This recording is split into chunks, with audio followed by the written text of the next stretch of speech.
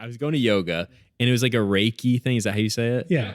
And so I'm like basically the only guy there, and all of the women there are getting like full on force blasted by the yoga instructor. And the yoga instructor gets to me.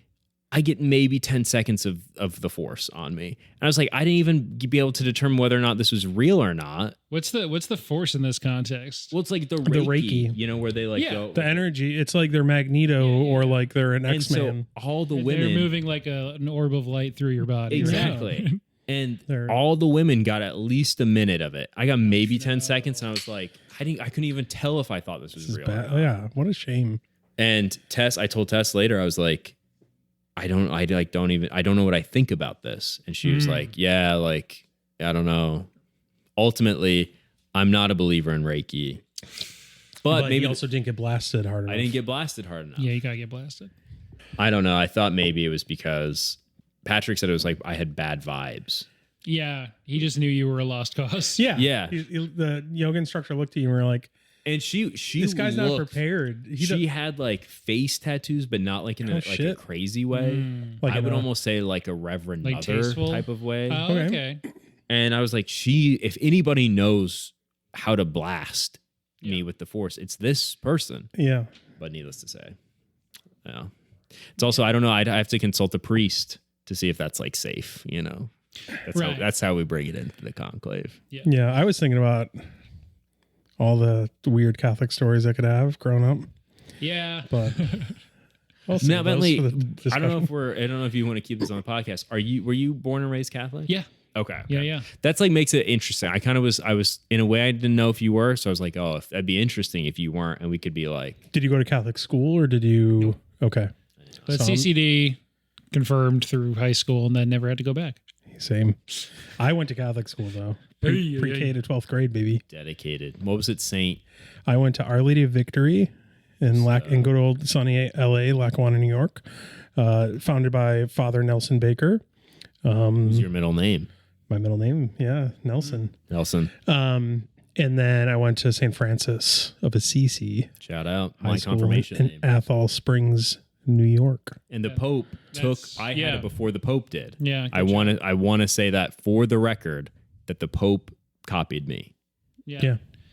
Well, obviously we'll get into what your chosen Pope name would be eventually, but first. I'm so excited because I thought about it last night and I have my answer. You Patrick, you will not like it. You can pick anything. It's Patrick. No, I'm just kidding. You can't. I was surprised. I think like what they say is that you can't. It's like you're not supposed to choose Peter, but like anything else is up for grabs. Yeah, which is kind of sick. Did you? It's kind of sick.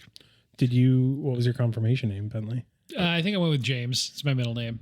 That's good. I could have gone with David. Double J, Bentley, double J. Mm-hmm. Yeah, you went with Francis. I said I could have gone with Dave. Yeah, but I went St. Francis of Assisi. I went with Jude. Okay, I like that. Yeah. That's cool. That's pretty cool. Beatles fan? No, I just like the idea of St. Jude because it's like unsure if it's a real person. Yeah. Because none of it's real. Well, I mean, he could be a real person, you know, but we had a guy in my confirmation class do the name Blaze. There's always at least one Blaze, which I'm tempted to make my Pope name. That would be good. Yeah. That would be sick. The vaping Pope should have gone with that if he had won. Yeah. Tedesco. Yeah. Tedesco. Now, we won't talk about the movie yet. Sorry. Real quick. As you know, I don't know how to start the podcast yet. So it'll either be whatever we keep from the last 4 minutes and 20 seconds or something along the lines of 420 Blaze. Exactly. I'm not kidding. Hell yeah. Talk about divine providence. Now I can't cut anything. What a great name for a Deer Tick album as well. Yeah. It has to have been done. It has. There's the TV show. I love Deer Tick, by the way. Sorry. Go ahead. So this is a podcast. Welcome to Late the Movies. My name is Ben Holden. This is a podcast where my friends and I get to fill in our movie blind spots. Each week we'll pick a film that either I or a guest hadn't seen before and really should have by now. This week, continuing Oscar month, a whole month where we focus on quote-unquote current Best Picture nominees. This year the Oscars were on the 2nd of the month, so, you know, it just works out that I'm saying current, let's say reigning nominees, I guess. No one else has been nominated yet. This week, continuing the month, after Anora, the winner, we're going with Conclave, which Vegas thought was maybe the next best chance to win. But for me, it was just a fun movie to watch that I'm excited to talk about. Before we get there, though, our guest today, left to right across our podcast style, we got Brady. Hey, how's it going? Sometimes people do quotes from the movie, and I'm glad you did too. It's when Tucci shows up. I could do a quote. Just give me a sec. And Patrick's here. Amen, brother. I could do certainty. I will say also, I saw him be interviewed, and he pronounces his name as Rafe Fiennes. Yeah. And anyone who's like, and Tess is always like, "Are you sure it's not Ralph?" I go, "I'm sure." That was Conan's joke. Yeah. At the Oscars. Well, I didn't watch You the didn't Oscars. Yeah. Wow. Yeah. Conan's joke is like, if you lose, we get to start calling you Ralph. That's funny. Yeah, just kidding. I will say, I'm glad to be here doing this movie. I am a little bit sad we're not doing what should have won Best Picture, Dune Part 2. Yeah, it's come out like a full year ago at this know. point. It feels I was memory so old in a dyed the weird wool way. of Dune Part 2 that I think, and I've also not seen The Brutalist, but I'm kind of glad for our sakes that we did a bit of a shorter movie. Yeah, Yeah, I need people have time. It's been a long week. I had to and it's miss put my kid to bed right now for this, so I'm feeling all sorts of conflicted. That's being Catholic, right? Yeah, exactly. Yeah. A lot Missing of out guilt. on something and Just don't feeling know how to guilty get about around it. it. Guilt. Amen, brother. So Well, we can keep it quick, but before we can do that, we do have to ask, have you seen anything good lately? Considering the Oscars just happened a couple weeks ago, not even. Maybe one of those movies or maybe something completely different. I recently saw my beautiful fiance's favorite movie. I'd never seen it before, 10 Things I Hate About You. Oh. And I have to say, I really liked it. I thought it was fun. It's got the guy from Oppenheimer in it. It's got the guy from my fourth favorite movie of all time, Joseph Gordon-Levitt, in it. And Tenet? Or it's not Tenet, Inception. Is that your fourth favorite movie of all time? No, Brick. Oh, okay. Brick, the little Ryan Johnson action. Little RJ. And I really liked it. I thought it was really fun. I think out of all like the modern Shakespeare like comedies that they've redone in recent years, I think this was probably my favorite. Yeah, Krumholtz is in there. real quick, That's 10 true. things you love about it. Heath Ledger. Quicker. Joseph Gordon-Levitt, the guy from Oppenheimer. Krumholtz. Yes. I like how zany it is. I love how she drives like a piece of shit car. I like how Have not mentioned Julia Stiles. Interesting. she's good too. She's not my favorite part, Interesting. Doesn't love her about it, all right? but it is good. I also like the character actor who's also Paolo from Princess Diaries is her dad. And yeah, I don't know if I could do 10, but I did.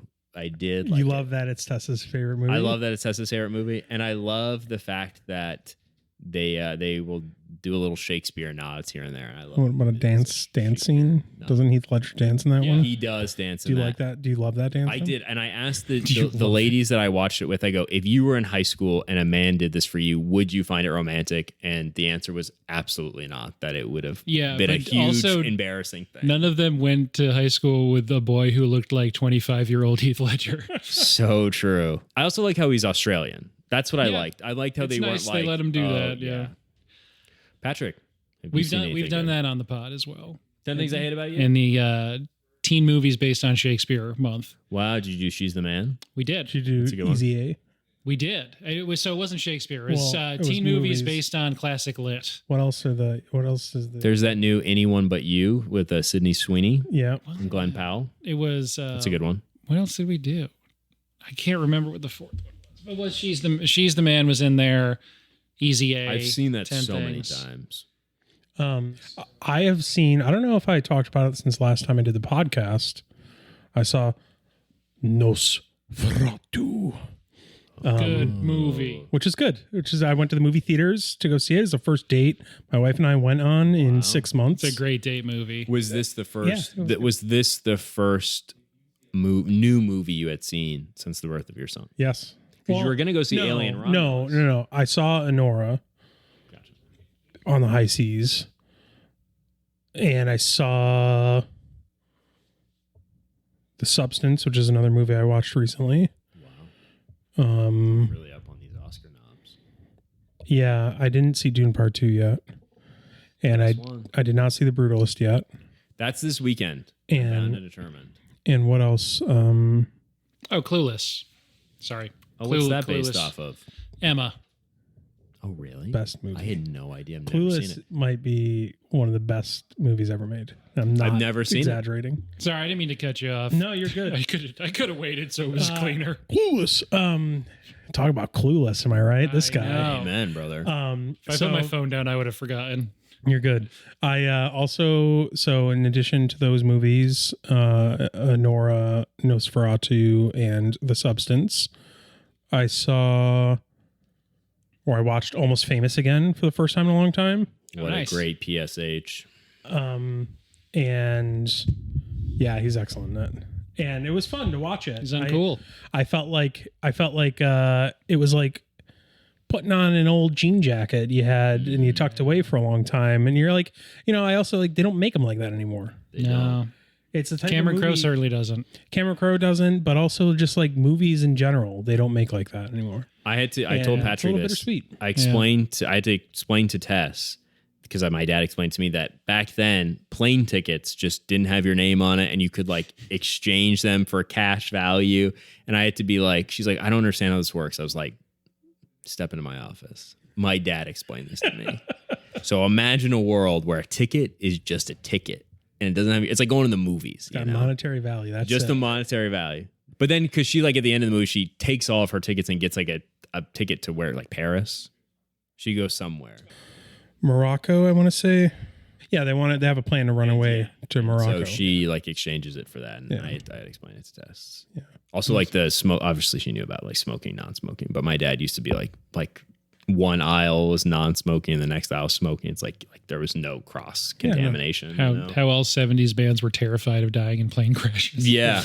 Listen, the way things are going now, bringing it back. Amen, brother. I also started watching the Penguin TV show on Max, which is good. It's very fun. It's very Sopranos as in Batman world. Yeah, I haven't dove in yet. Is it pretty heavy duty, or is it like kind of fun? Like, is it like? I mean, super it's like serious? a lot of prosthetics. It's more fun than the Batman movie was. I really loved that Batman movie. Mm-hmm.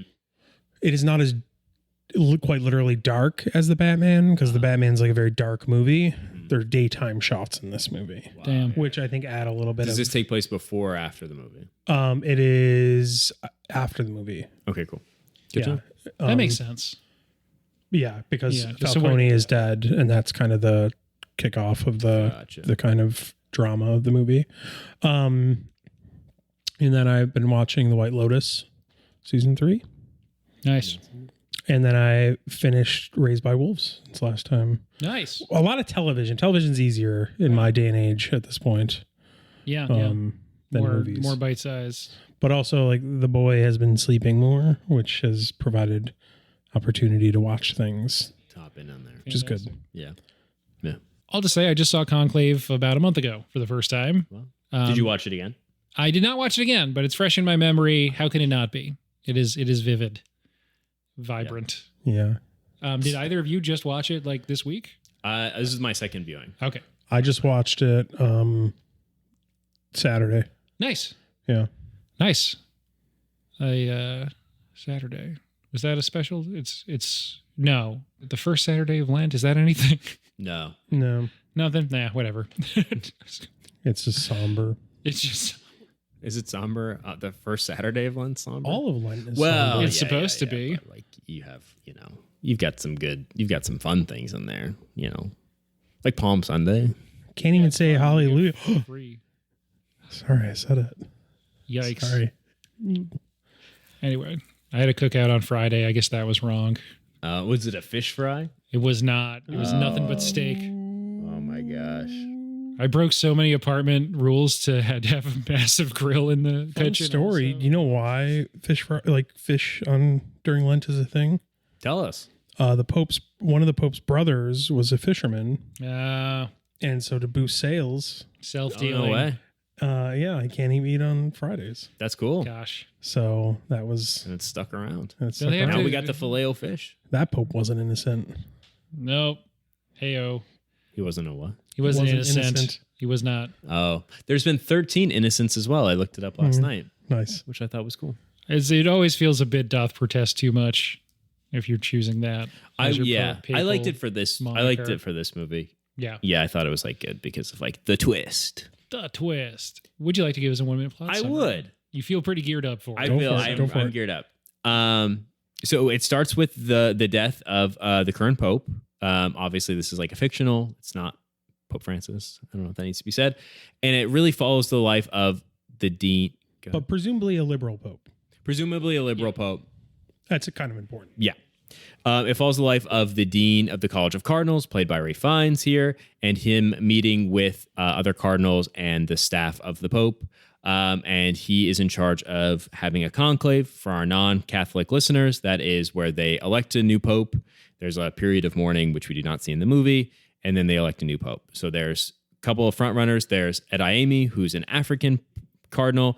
There's Tedesco, who is a Italian conservative cardinal. There's Trombley, who's played by John Lithgow, who's not really, he's like more liberal, but not like, he's not super conservative. We don't really know. And then there's Bellini, played by Stanley Tucci. And then we have Ray Fiennes, who plays the dean. And then we have a new cardinal who is thrown into the mix, who is created in pectore, so secretly by the current pope, named Cardinal Vincent Benitez. Is that how you say his last name? Yes.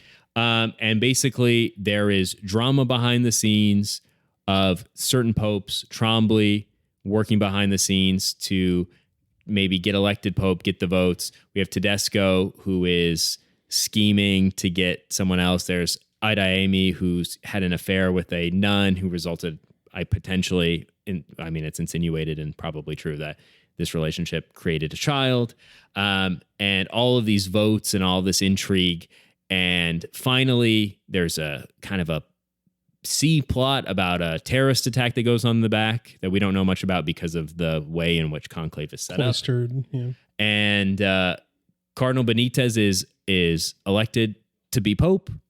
We come to find out that there was a procedure that was potentially going to take place. He does not get the procedure done, and the big reveal is that he is intersex. And Cardinal Lawrence, who's played by Ray Fiennes, is at first kind of aghast by this information, and the movie ends with him seemingly accept it as the white smoke comes out of the Sistine Chapel, and he is elected pope. And Ray Fiennes looks off into the distance as these three nuns leave, and the movie ends. And they're all chitty chat. They're happy. They're happy. It's like chitty chatting, and it seems he does good. A little smile. Yeah, and then kind of a smash cut to black. Yeah. Conclave. Yeah. I think out of all the movies in which a conclave takes place, this is my second favorite. Okay. But I would say that Patrick and I talked about this earlier. This movie is super grounded in like its performances, more so than like most movies. I think like if you're not bought into the presence, not bought into, what word am I looking for? If you're not buying into the performances. Yeah. It doesn't matter. Like if you don't care about the plot, Yeah. it doesn't really matter. Like Yeah. basically the big mystery is not that big of a mystery. The Pope wasn't like murdered. It's not like, oh my God. Yeah.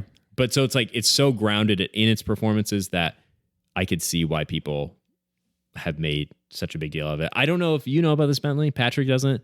All of the Brat, Charlie XCX fan cams that have been created out of this movie on Twitter. Are you aware of this? I was not aware of that, but it's not that surprising. It is. There's a staggering number of these online, and I highly recommend your viewers and listeners to go watch them because they're awesome and they're very funny. That's also why I know the name so well, because my Twitter feed is like full of these cardinals and like fan cams with like little whiskers and cat ears and stuff. It's very funny. I think at this point in time, it's almost like overdone, but the first memes I was seeing about this were comparing it to Mean Girls. Totally. And especially the scene where Lawrence is giving out the photocopies, like with the simony, queued up with Regina George. Yeah. Photocopying the burn book and passing it out. Exactly. It is very similar. It lines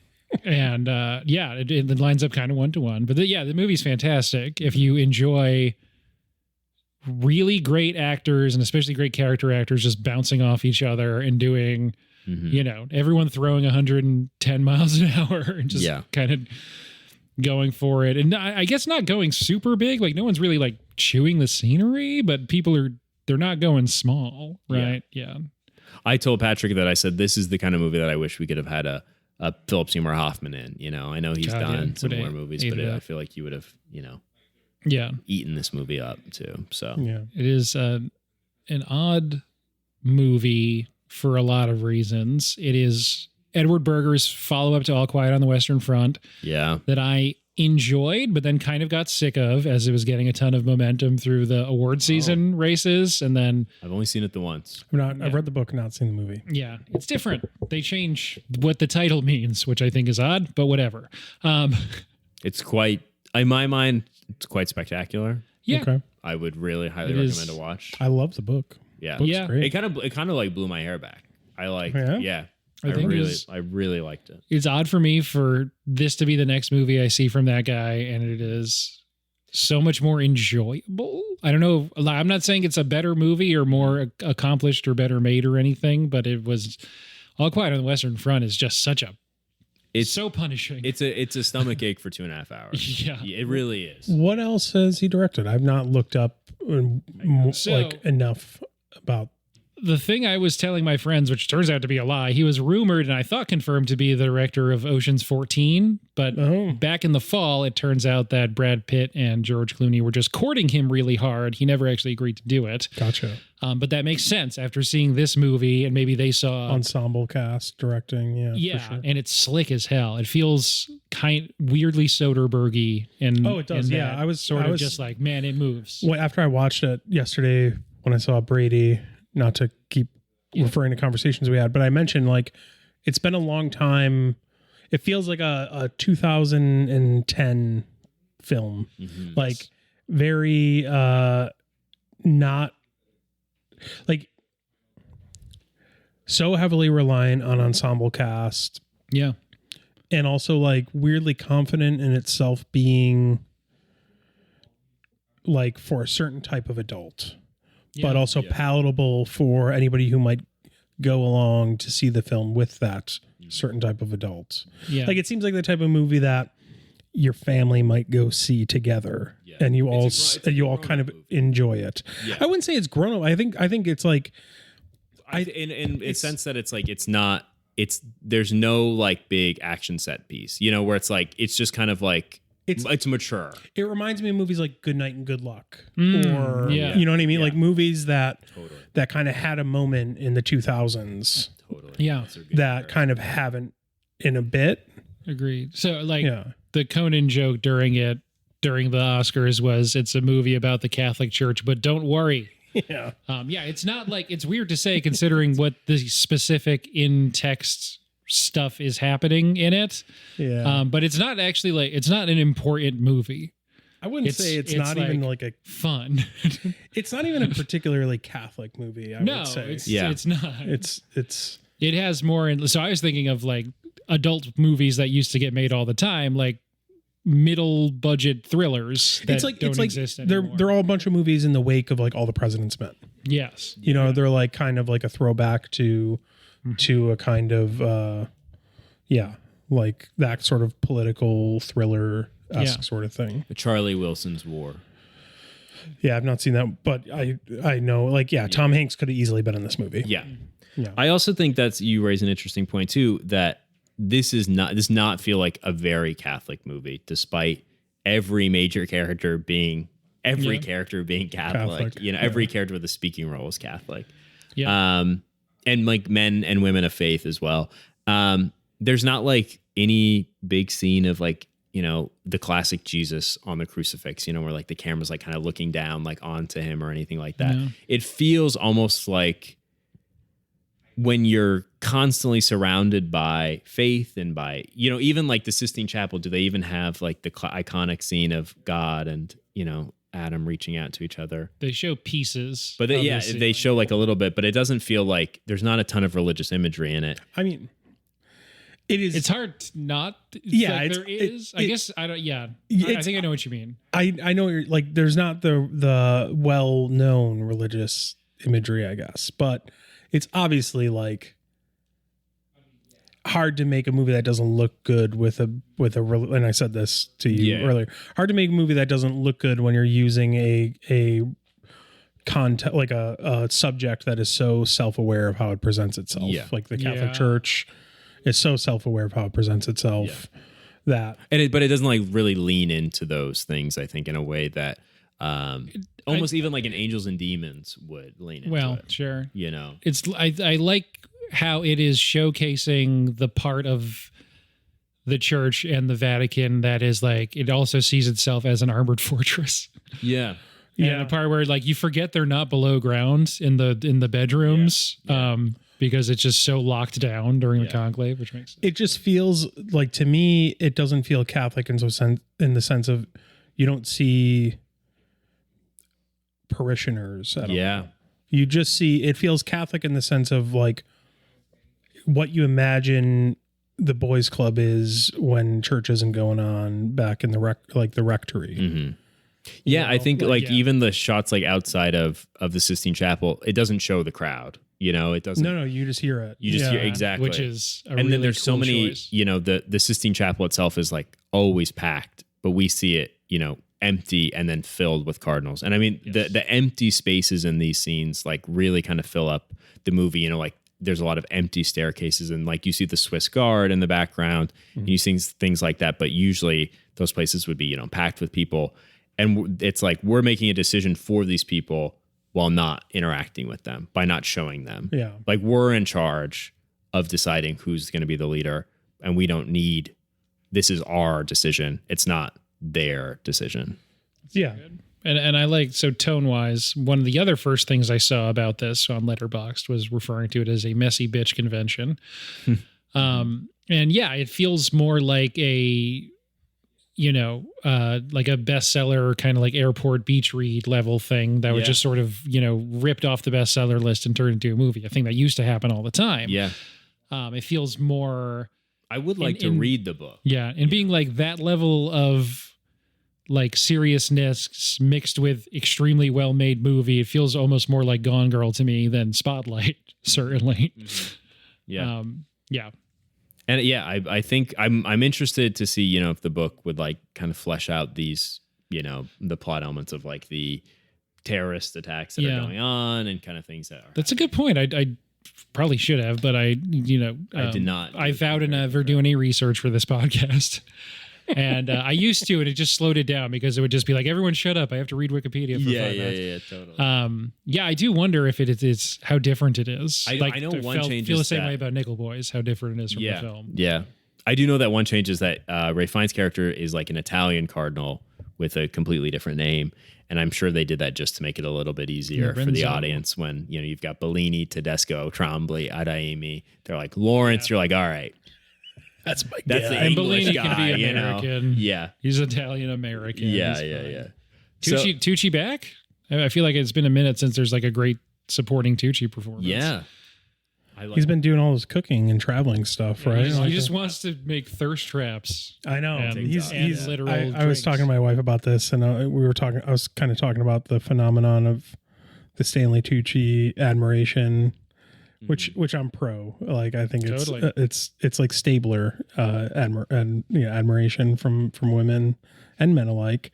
And the way she said it is like, yeah, you know, he seems like a nice guy, but also a little scary. And I'm like, that is kind of like Stanley Tucci. Like that is kind of the vibe he gives off. Yeah. Like he could, don't make him angry, but he's just a big cuddle guy. Yeah. We'll always have those lovely bones. We'll always have that. Yeah, vibe exactly. A little bit. He's the killer. Yeah. Also, fun fact: Ryan Gosling put on a bunch of weight to try to get that role and did not. Yeah. Because Peter Jackson, speaking of Twin Towers, was like, I'm gonna go Stanley. Like, I'm not. Why did you do that? Yeah. That would have been great to see Ryan Gosling in that. But it would have been good. Yeah. Would have enjoyed that. Oh well. But yeah, I think I'm so captivated by the fact that they made really memorable characters, and you feel like you know them almost like instantly, and I think, you have the vaping Tedesco, which I think is like the funniest thing. There's like this, there's this big bombshell of a scene where John Lithgow's character is like revealed to like be committing like a very serious crime. And the bombshell is Isabella Rossellini. Is that her name? She kind of like drops the mic. And then all of a sudden, as everyone's taking, he's just taking a hit of his vape. And I was like, that is like perfect. Good punctuation. Having gone to Catholic school, I'll never forget the amount of priests that would just smoke outside the rectory all the time. And you're like a little kid going home and you're like, smoking, Dad. Yeah. What are they doing? Why is he smoking? That's bad for you. I thought that was so great. And I think it like adds just like this element to the characters. I read a New York Times article about the costume design for this.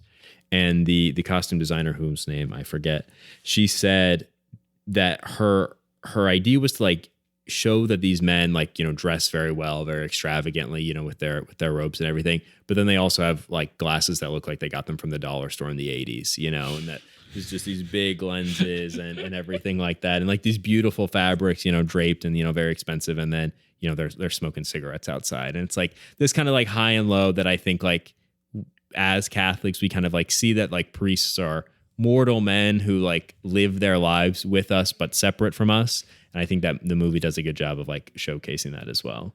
So I think we can either talk about Catholic stuff or more character actors and supporting characters in the film.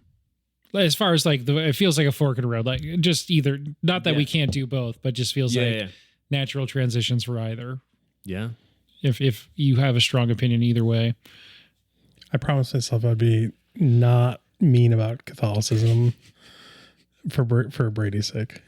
I don't want to risk our friendship. Ah, I appreciate that. The fun fact for your listeners that Patrick knows this, I seriously considered becoming a priest. Yeah.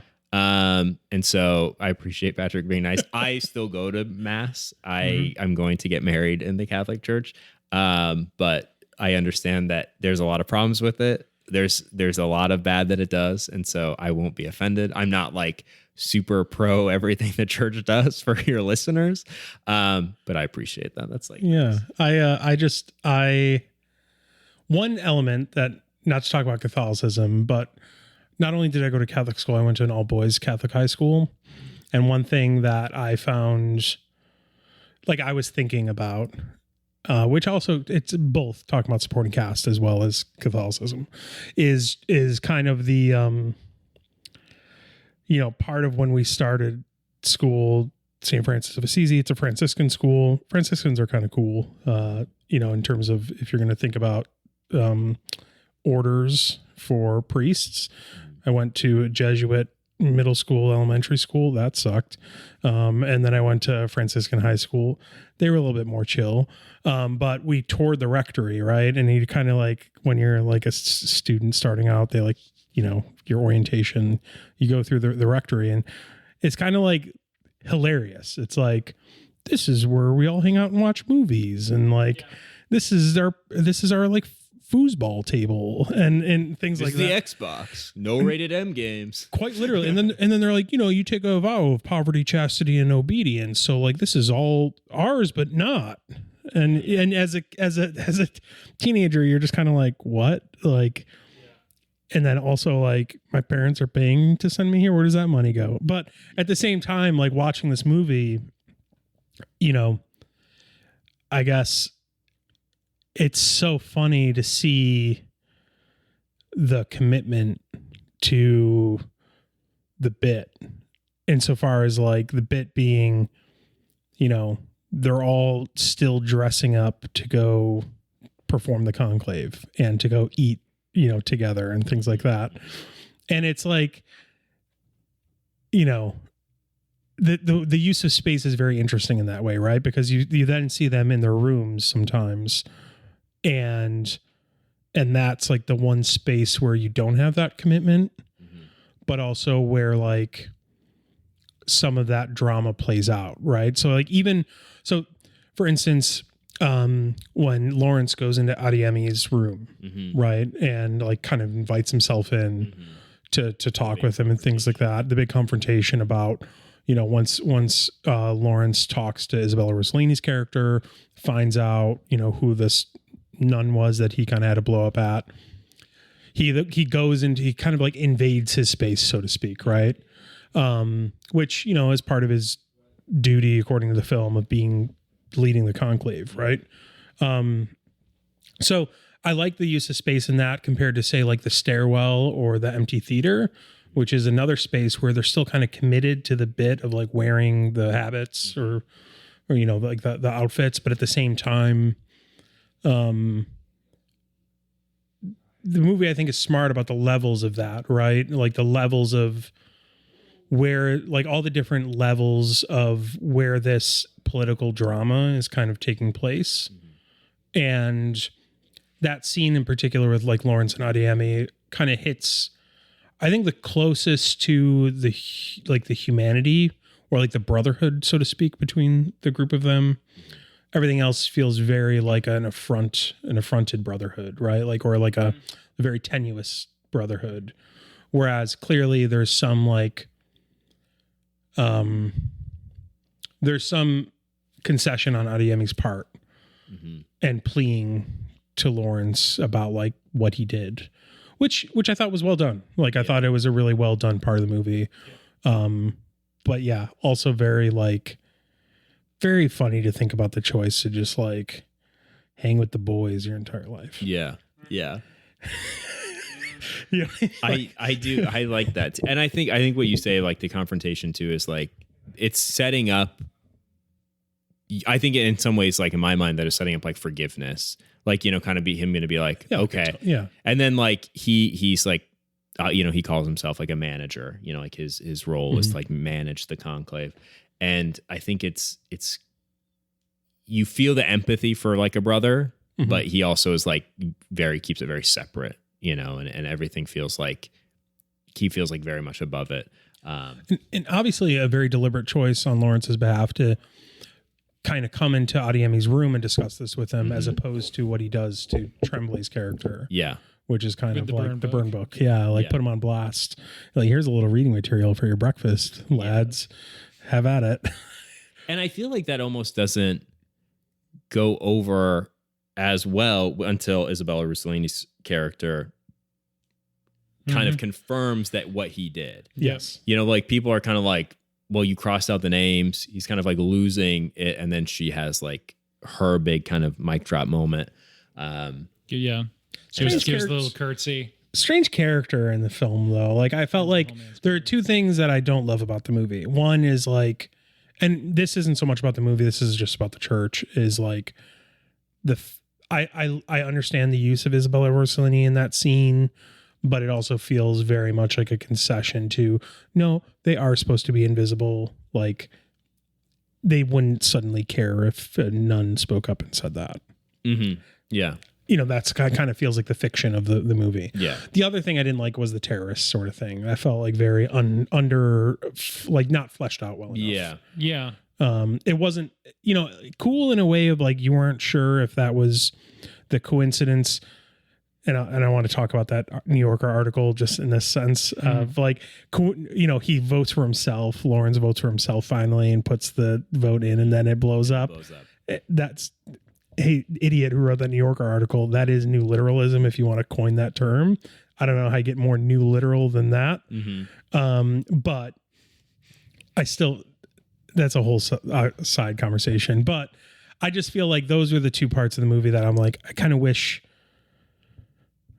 I understand their use. I wish, I like the movie being short, but I also kind of wish there was a little bit more context to the church under attack by something other than like, you know, suicide bombers, like jihads. And that's almost where I'm wondering, like, if the novel you know, fleshes that out, or are we meant to like not know because it's like, oh, we're cloistered, you know? Yeah. I like that it is like, well, they're keeping all of their information in the dark. It works both ways. They're not getting the outside information. Even the guy's like, I really want to tell you some secrets. He's like, you can't. Yeah. He's like, okay. I love his like, he's like, hint. Don't tell him. And he's like, then as the day goes by, it's like, all right, go figure this out. me. Go find this out. Come back and report. Okay, I'm back to report. Why Okay, are don't you tell me telling me more, this? dude. Later on, tell me a little bit more about a that. little bit more about what went down. Yeah.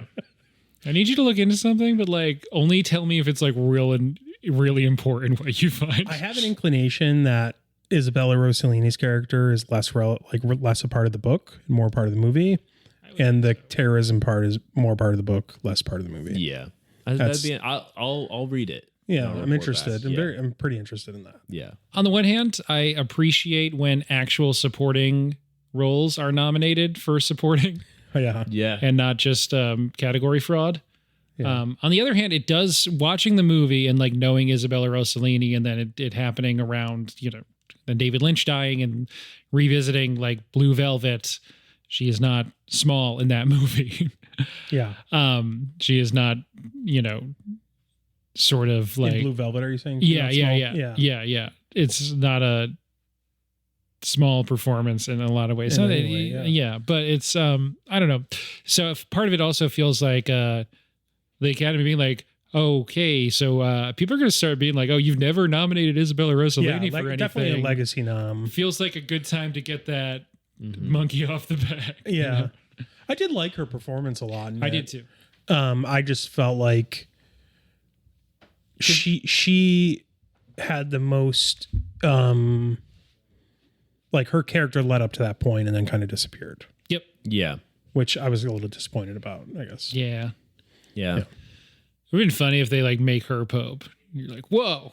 That's what I thought, honestly, for a second. I was like, because I had, I don't know how, just the kind of the zeitgeist told me that there was some, like I had some sense, not of the spoiler of the intersex, but that there was like the Pope that was elected was not a man. So immediately my mind went to like, oh, Isabella Rossellini is going to be Pope. Yeah. That'd be fun. Which would have been kind of funny. Yeah. And fun, but I felt like that would have untethered it. I do like how it played out. I feel like that would really would have untethered it from the the verisimilitude of it. Yeah. Yeah. The character that does end up being Pope, like a lot of actors in this film, I'm not familiar with from anything else, but they're really good. Yeah. Yeah. Yeah. It definitely owns that character for sure. Yes. And as sort of not in their action, a chaos agent, but just in their presence and in their like, what's their deal? Like, what's their angle? Are they actually just like super chill and seemingly somewhat pure? And My question is like, who is voting for him? Yeah, 'Cause the he's first getting votes. his first four, I was like, wow. Like he's just getting votes at the start of it. I'm like, Yeah. who is voting for this newbie? Yeah. Because he starts with 4. I assume And it it's only like builds from there.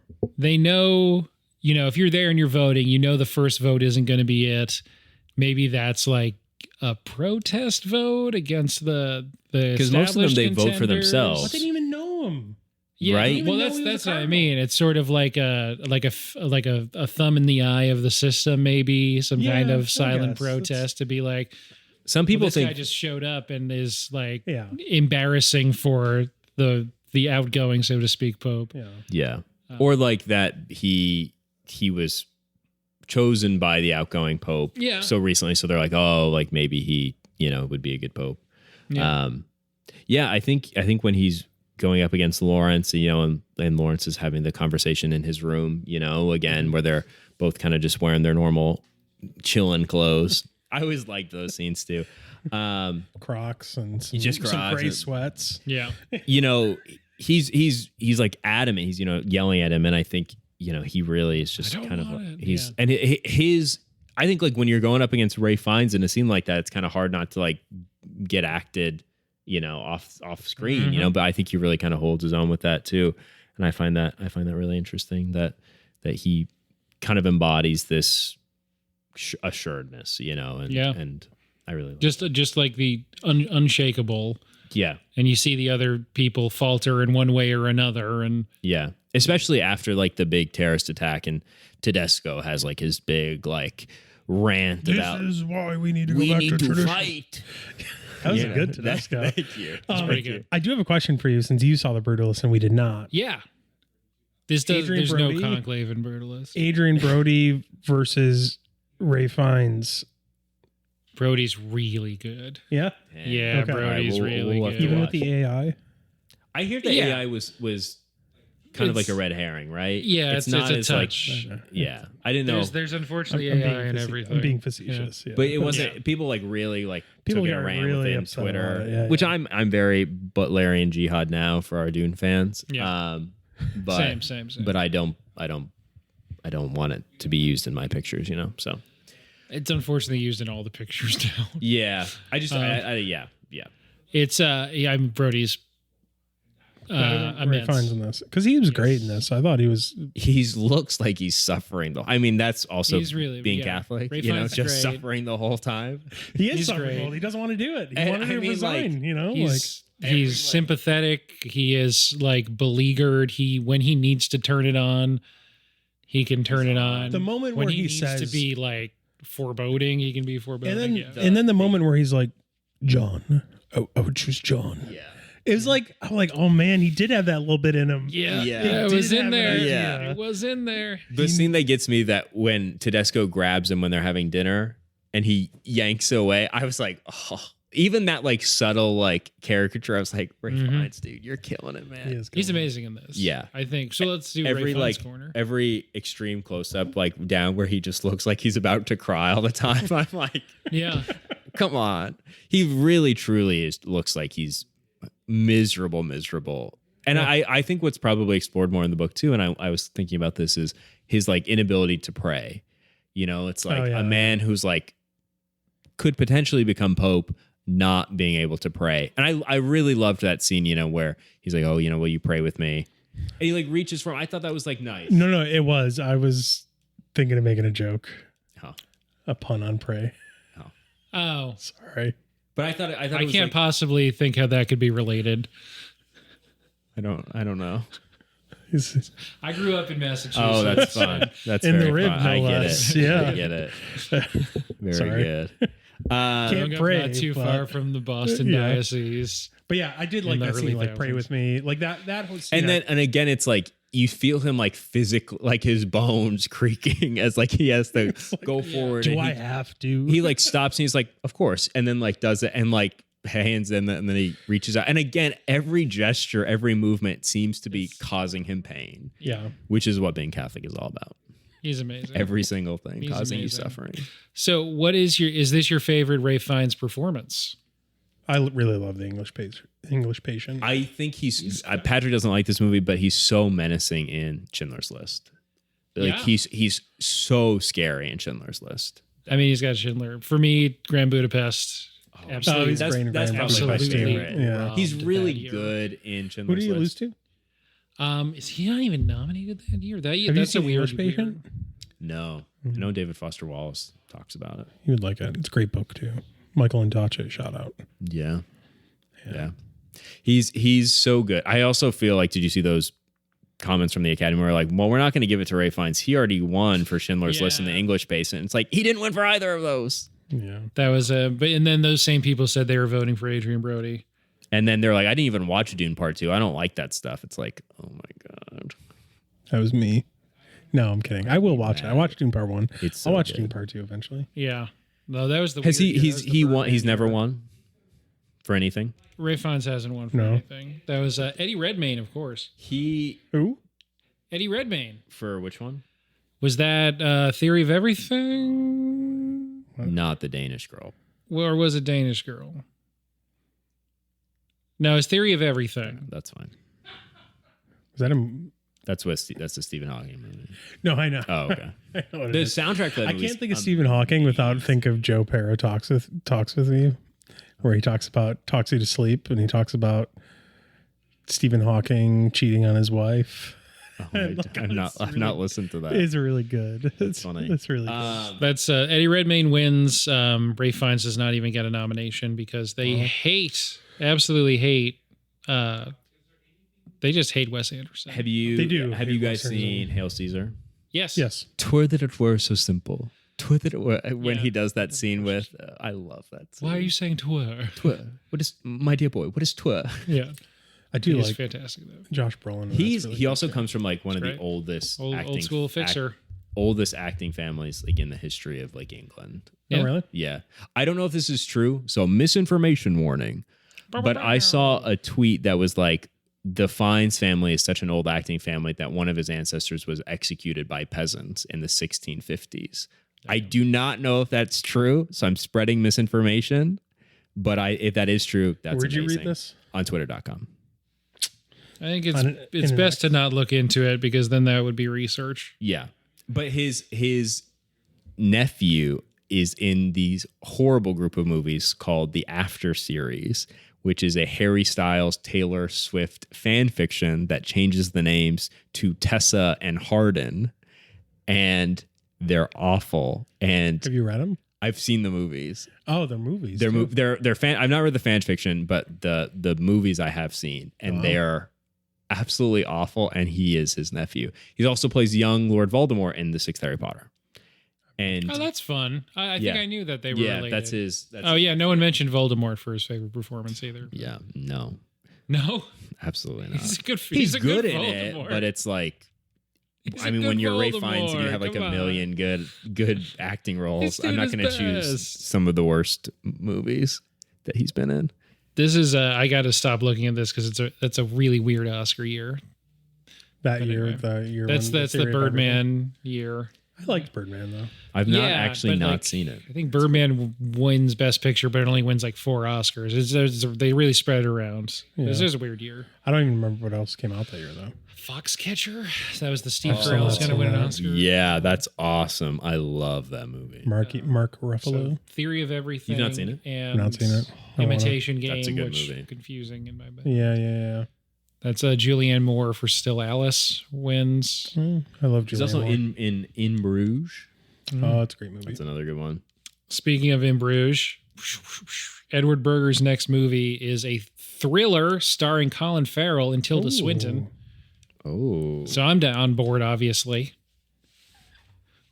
Obviously. We were just talking about the Penguin. Yeah. yeah. Tilda Swinton. I was just talking about Tilda for a long time Tilda Swinton. because of Tilda How are you Swinton. feeling post Cats month too? I'm okay. I'm not well, but I'm gonna make it. Are you doing it again I'm next not- year? Or is this I'm the not last well. year you do Cats? That would be funny to do it again next year. That's a commitment to the bit. Yeah. Yeah, that would take me up to. That would take me into double digits viewings, so that would be a lot. Oh no, Your not most watched. most film watched on being Letterboxd is Cats. If I could end on seeing it 9 times, I think it would be worth the bit, but I'd have to go over How many times? I Oh, mean, you yeah. could do April. April's because the I've cruelest already month. seen it 7. April times. is the cruel. Oh, you'd have to do 2. Okay. Yeah, You could do a month of musical movies. That gets one off. that gets Okay. one. You off. could do the screenplay or like the screen adaptation of the play. Okay. You know that used to scare me when it was on my Little Mermaid VHS. Wow, that's a long title for a month, but you can do it. Scared Brady. Things that used to scare Brady. That would be a good one. So, okay. One question for you, Bentley, Yeah. too, since you saw all the nominees. Yes. Amelia Perez is top for you. Where's Conclave after all of that? Yeah, it's like one of those ranking lists where you just put like a bunch of like less than. It's like Amelia Perez, and then it's like 10 symbols before I even get to the next one. I do kind of want to see it. It sounds totally incredible and wild in all the best ways. It is not as fun as it needs to be for me to recommend a hate watch. It's very I'm not bad. saying I'm going to hate watch it, dude. Like, I Yeah, I'm might saying actually you- enjoy it. Like, You're not going My mouth's to. been open to like say something, and I'm gonna go ahead and just pass. It's you know? too French. It's but just that's too exactly French. what I said. Is like, it sounds very You were like French. Tedesco there. Oh, the French. That would It's be just me. too Ugh. French. You are. If we were gonna choose, Bentley would be the Tedesco. he's of the group. I Tedesco haven't of the vaped in podcast. years, Dang. I would say but politically, you yes. guys have this. Wow. You guys have the same glasses, so you're Jokes. obviously the Bellini. The Bellini. Oh yeah. Yeah, the I mean, same. the bald, the glasses. And because I'm love cooking. probably the saddest here of anyone, I'll be Lawrence. You're Lawrence. I've suffered the most out of anyone here, which makes me Lawrence. That's presumptuous, man. I'll be Well, No, I'm kidding. I'll be Isabella Rossellini. You'll be okay. I can point you to the photocopier. Tell you where the paper is. I love the scene where he logs in. Or she logs it, and then she just leaves. And I would probably not. That's the first thing I wouldn't do. I'd be like, twitter.com. I'd like scroll. I'd be like, oh shit, I'm supposed to be conniving in here. Sorry. Maybe you're the Tedesco on twitter.com. Am I right? Oh yeah. You would have done well in the new world. I love just everything about him. I thought he was so funny. He's a fun character. What a great. Yeah. Until his Islamophobic rant at the end, I'm like, he's pretty funny. And then he like goes on, I'm like, damn. He's got, I mean, he's funny in the way that like Trump can be funny. Yeah, you're like, but not intentionally, but also somehow yes intentionally. Yeah. Like, so I mean, that's a good point. This movie obviously produced and released anticipating a U.S. election. Mm-hmm. Is this movie about anything? I mean, there's stuff that is like obviously riding certain waves of discourse, but is the movie like at its core about anything? I'll preface that by saying in the Discord I was in with my friend group that hosts like an Oscars party and most of everybody watches. Thanks for the invite, dude. It's not mine to invite to, but next year. Everybody there saw Conclave and liked Conclave, but there was a big discussion about like, okay, the ending of this movie, is that where we're supposed to be like, oh, that was the point of the film. What's the moral here? What's going on? I'm going to do an about face. Whoa. And I think the movie is about Catholicism, but not about like Catholic life.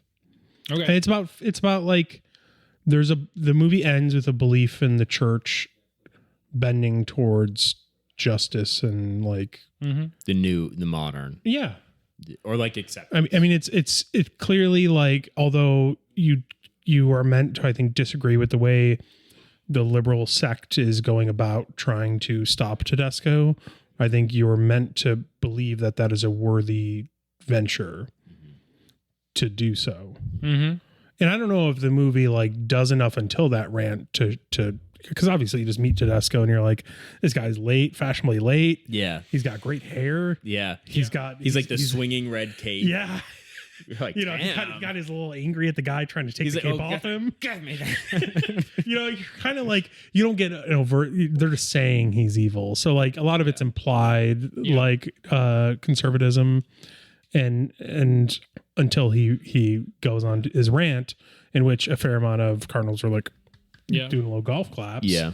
I think the movie is about like, it is sincerely concerned about what place the Catholic Church holds in the modern day world.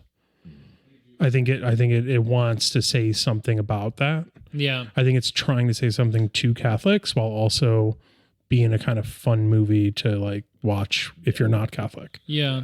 And if you're not, I could be wrong, but I that's my takeaway from it. It's doing a lot of like trying to reclaim a lot of lapsed Catholics. And I'd say if you're not Catholic, what it can maybe be about is the value in deciding what you stand for, and you know what kind of organization is this? Who are you, and what direction are you going in can apply to anything. I think if you're not Catholic, it's also just like, I think there's certainly a lot of managers in the world who suffer and are miserable, and it's about that. It's about like maybe understanding that like people see things in you that you don't necessarily see in yourself, and that sometimes you got to see the thing through, because I think you're meant to feel like there was a certain reverence for the Pope that passed away.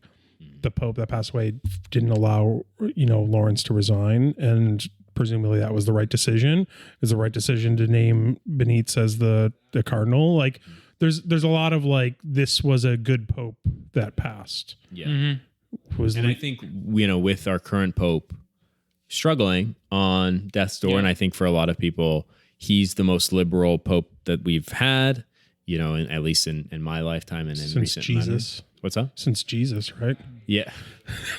Jesus wasn't Pope. Sorry. I'm being facetious. Yeah. But I can feel you trying to not correct him for a joke. It's okay. Yeah, but I think it's, he is definitely meant to be a stand-in for Francis, because like Francis is to non-Catholics, I think he's the first pope that they really have an awareness of. You know, that he's like, oh, I would say for like more of like a non-believer atheist crowd, that he's like, oh, like the Pope's like a nice guy, like he believes in X, and you know, he like just gets on there and he starts riffing, and they might not know a lot about Catholicism, but they know that, oh, the current Pope is like progressive and he's like more liberal. And I think this movie is definitely like concerned that there tends to be like a ratcheting effect with popes. It's like, you know, you have a conservative Pope, and then you have a liberal Pope, and then you have a conservative Pope. And I think when Pope Francis dies, I think we're going to really see these two ideologies fight each other, especially American Catholicism is in such kind of a weird place now, without getting too much into Catholicism on the podcast, is that there's like kind of like a mini war going on. It's not a war, it's a conclave. No. But it's like this war going on within America about how conservative Catholics need to be. And I kind of have my own trepidations about that. And I think this movie is very aware of the fact that we might get a pope who undoes 60 years of progress, like Stanley Tucci says. So I think it's about Catholicism, but I think it's also about a darkening of the world. And I really kind of think like when Pope Francis dies, it's kind of like the end of this kind of progressive ideology that I, you know, grew up in my, you know, teenage years of like, oh, everything's getting more progressive. Everyone's being more progressive. The world's like going to be a better place. And I think although he represents a functionally conservative institution, I think with his death, it will feel like the end of an era of like what I always thought was like an era of progress. And, you know, with Trump being elected, it's kind of feels like a dark time. And I think if we have a pope who's also reactionary like that in an extreme way, you know, wants the Latin mass back, wants to like separate families and things like that, I think it'll feel really truly like the end. And I think this movie is good at stoking that anxiety in me. I don't know about everyone else, but yeah. Totally. I had a weird thought watching it, right? Which was like, just go with me for a second, but it did make me think of what does being a progressive, like to that point, right? Like being a progressive pope in a functionally conservative institution, right? After, you know, now Trump 2.0 and what we're living through at the current moment, part of what's very eerie to me right now in this moment is how little pushback there is to, you know, a conservative fascist leader in a, you know, conservative institution that is America. Yeah. I think, you know, like we've almost forgotten how to respond to this. And I think that like if the pendulum swings to like Pope Francis dies, there's a conservative pope, one, not to be ridiculous. Like I'm not saying this to like belittle beliefs, but like I don't think the world changes at all, because I think the conservativeness of the institution is just no amount of progressiveness can undo that, unless you're truly willing to undo the institution. Yeah, which you're not going to undo the institution you're head of. That's my take on it. But at the same time, like I do wonder, what scares me is like what pushback is there, right? And I think what the film does that's kind of eerily similar to the current moment is like the feeble attempts that the kind of liberal sect has at trying to garnish support for anybody other than Tedesco is very much, I think, analogous to our current political moment in the US. Yeah. And how we're kind of all waiting for a Benitez-like figure to kind of pop out of nowhere because we can't save the day because we can't agree on like, because part of the pitfall of progressiveness is that we like, it allows people to just live the life they want to live as opposed to push against the terribleness of like a Tedesco or a Trump-like figure. Yeah. But I don't even know how much like we are accustomed to pushing against those people anymore or can. Yeah. You know, like that's what scares me. Like is like how much can we, you know, I hate how wrought this, like how much can we resist? You You know? No, I mean, yeah.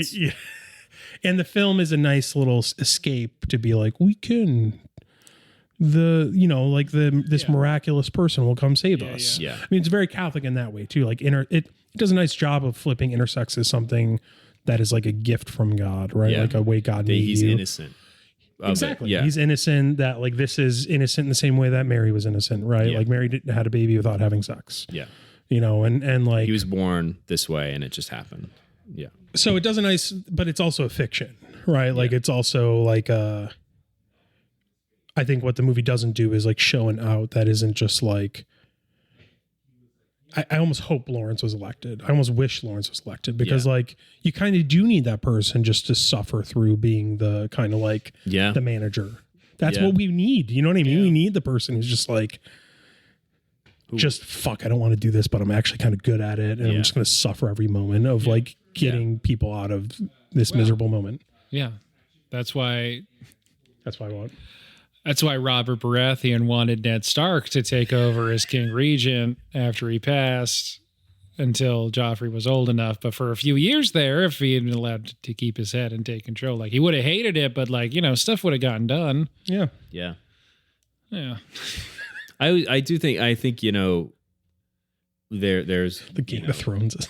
Yeah. It's a solid reference. I also think it's interesting too that, in another movie, this is my favorite movie that contains a conclave, The Two Popes, which is a fiction. It's non-fiction-esque. It's about Pope Benedict and Pope Francis, who would become Pope Francis. But it kind of tells the story of like how being a pope kind of sucks, and that like anyone who like really truly wants to be pope, as this movie says, like is not smart, and it's horrible.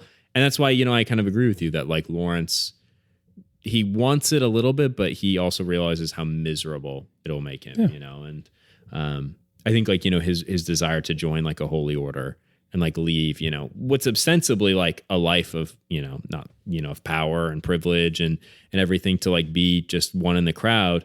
And the current pope, when he was alive, is like, no, sorry. Like, what's the line he says? Some people are called to be shepherds and some to manage the farm. Yeah. And I think that's like, I totally get what you mean. It's like we in this moment of who's managing the farm for the opposition against like this new world that we're living in, and it feels like we don't have anybody except for one old senator from Vermont. Yep. And how long is he going to be around for too? Let's see, long enough, I hope. Yeah, 2028.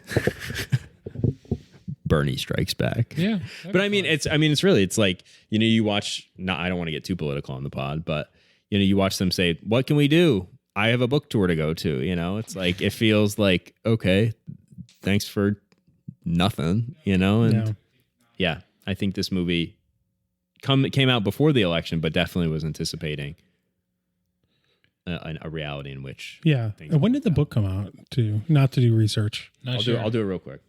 Okay. I wouldn't be surprised if it's like 2018, 2017. It makes sense. 2019. 2016. Yeah. Yeah. Well, there you go. Yeah. That makes a ton of sense, actually. I would, I'm gonna have to check it out. The guy's name, Lawrence's name, is Jacoby Lamely. Bentley, you said something earlier. Sure. Asking us our Pope names. What would be your chosen Pope name? I'll let Patrick go first. No, I'm not going to go first. No. I want you to go first. God, I don't know. Thomas. Yeah. Because you're doubting. Yeah. That's a good one. Has there ever been a Pope Thomas? I don't know.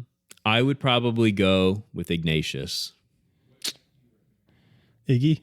Yeah. Saint Iggy? You're Pope Iggy? I'd become a saint. Yeah. I have big ambitions. I do think that I would go with Ignatius. Why Ignatius? He's the founder of the Jesuits. Mm-hmm. Nice. And I know you're not a huge fan. That was the order that I would have joined had I become a priest. So, current Pope's a Jesuit. Yeah, but what name did he choose? Francis. Why? I think like if he had chosen Ignatius, that would have felt like a kind of a crazy thing. I do think there would have been drama with that. I also think like he's like a more humble guy than I am for sure. Bentley, what's your the Pope's more humble than me. Who would have thunk? I like that idea. Yeah. I don't know. I actually haven't thought about it a lot, but there's been 8 Pope Urbans. That's fun. I think the most You recent should be one Pope was Rural. like the 1700s, Pope Rural, right? yeah. That'd be That's fun. funny. So obviously, John is number 1, and Yeah. as far as frequency goes, there's 38 tied for only one time. I'm actually no. I changed my Pope John Paul II and a half. Yeah. My Polish brethren. Yeah. There you go. Yeah. Let's do some ratings. Yes. I've got mine. Cool. Say the spiel. On a scale of 0.5 to 5, on any scale of your choosing, aside from stars, what would you give Edward Berger's 2024 Best Picture nominee, Conclave? I give it 4 hits from my vape. That's pretty good. Thank you. I'd give it 3.5 cracks in the dollar store glasses of John Lithgow. That's also pretty also good. That was real good. Thanks, man. I also thought you were gonna do cracks in like the seal. That's a good one too. Yeah. I'll give it 4 out of 5 dramatic uses of a Xerox machine. Oh, I like that. That's good. I was watching this again with my fiance Tess, and they have like the big scene where he like cracks it to break into his apartment. She goes, why did he just not just open the door? I go, because it's a movie. Yeah. Yeah, it has to be dramatic. He has to leave obvious visual evidence for other people to be like, did you just do that? Yeah, it's like, can't you just like take it off the door and like open? Yeah. Yep. It's part of the ceremony. I like the weirdness in the ceremony. Does he live there all the time? Like, does he live in the end of a hallway with like 100 other bedrooms before his bedroom? The Pope? Yeah. He's got a lot of sleepovers, buddy. I know, but like, I feel like I don't feel like he would live like that. I don't know. Maybe I'm wrong. I think so. Like, why I would be like, can I be near the elevator so I don't have to walk down the hallway every night? You know what I mean? Like, I thought you just meant like there. Do you think they'll share like a shower? Like they have to wear like sandals in the shower, like you're in a dorm room or something? Yeah, like a gym shower. They all have their own shower. I would want a bath. Though. The question this month is pretty simple. It being Oscars month. What was your favorite movie this year that was not nominated for an Oscar? Oh, that's a really good one. Oh, Civil War. Yeah. Oh, shoot. That's kind of insane that it wasn't nominated. Feels like a lot of things that it should have been right up their alley for. I also just like, I saw a lot of people hated that movie. Yeah. Or like thought it was like. I like everything Alex Garland does, even though he's kind of bullshit. But he's bullshit in a really interesting way. I I don't know if Furiosa got anything. Furiosa I don't think didn't get nominated for That anything. would be mine then. Furiosa. Yeah, which Saw it with the boys. also With kind of the boys. crazy. Also kind of crazy that it wasn't nominated for anything. She should have been Yeah. nominated for Best Actress. She should have. She absolutely should have. Yeah. Her The fact that it's not nominated for like Best Visual best Effects, editing or best visual effects or like Best Sound, it's just insane. Yeah. Best use of sand apart from Doom Part 2. Yeah, I feel I don't remember if I had as succinct a question last time, and I don't remember if I said. I think if I gave a good answer, it was probably Challengers, or I saw the TV Glow, or I probably mentioned both of them. So That would be my second option. As I saw the TV Glow should have been nominated. for something. Come on, Best original screenplay at the very least. yeah. Like, There's some media stories right now about how much it cost Neon to yeah. do the campaign for Honora. A24 isn't a huge, I mean, they're pretty, I guess, big-ish now for distributors, but they're not huge, and they picked Brutalist to get behind this year, and a little bit Sing Sing. And I guess, I mean, it makes sense. Those got nominations and wins for Brutalist, but yeah, it left a lot of their movies, they just don't have the funds to like run a campaign for everything. which is just bizarre. It's just like just pick the good movies, man. Yeah, I mean, Brutalist is really good, but I saw the TV Glow. I'm sure, but like, just why do you have to do a campaign to get a movie nominated? Like, it's fucking I see stupid. what you mean. On the Just part like of the Academy, they just should pick the good movies. They Like, should watch movies and pick them. Yeah. I would agree. Okay, well, on that note, anything else you want to say about, I guess, the Oscar year or in this I movie? enjoyed the Oscars this year. I don't typically watch. I haven't did watched it in a long too. time. Yeah. I watched it because my dog Conan was hosting it, and he did a great job. Yeah. And outside of like the weird singing from the Amelia Perez songwriters, and Adrian Bodie talking for too long. And yeah, I wasn't even that bothered. I mean, it was a little obnoxious. I think people are blowing that way out of proportion. Everything's like every influencer has got to have an opinion on it. I listened to a podcast afterwards that they're like, if you're upset about the best actor winner speaking for a long time, then like, what are we doing here? Yeah. It's an award show. It's an award show put on by the people in the industry to celebrate the people in the industry, and you're watching it. So like, you're going to watch somebody talk for a little bit. Yeah. And it was fine. But yeah, I actually enjoyed the Oscars. Like, and I don't typically, and I probably saw more Oscar nominated movies this year. Typically I like don't watch a ton of them. Watch more like I watch more like Independent Spirit Award movies. But yeah, I actually ended up watching some Oscar movies. Yeah, I didn't think it was weak. People are like, it's a weak year for Oscars. No, I enjoyed it. I saw the most number of Oscars that I had seen, Oscar nominated films I had seen in a while. And it's a weird year. They just didn't have like big. Leo wasn't in a fucking movie. It doesn't mean it's a weak year. It's a weird year. Half of like Hollywood is off filming the next Christopher Nolan movie. Yeah. So there wasn't a lot of non-nominated famous people there. So it didn't feel. It usually feels like Hollywood's prom. Like everyone, like all the stars are here. It really didn't feel like there was that many stars there. Yeah, there was just Timothy Chalamet in his Dumb and Dumber prom outfit. Yeah, don't be mean to Timothy Chalamet. I'm not. He was wearing the Dumb and Dumber outfit. He was. I'm just joking. Amen, brother. Amen, brother. Thank you, Bentley. Thank you, Brady and Patrick, for being on the Conclave episode. At our own Conclave, we elected a pope off mic. It's Brady. This. It's Brady. Yeah. Thank you, guys. I will lead justly and fairly. Amen, brother. Amen, brother. You can find our stuff on Linktree, linktr.ee/late to the movies, and tune in next week for. I actually don't know what's getting recorded next. There will be a Substance episode that may or may not come out before the Lateys Awards episode. So stay tuned for one or the other. I don't know which one's next. Woohoo! Thank you. Okay, thanks. Bye. Bye. Bye.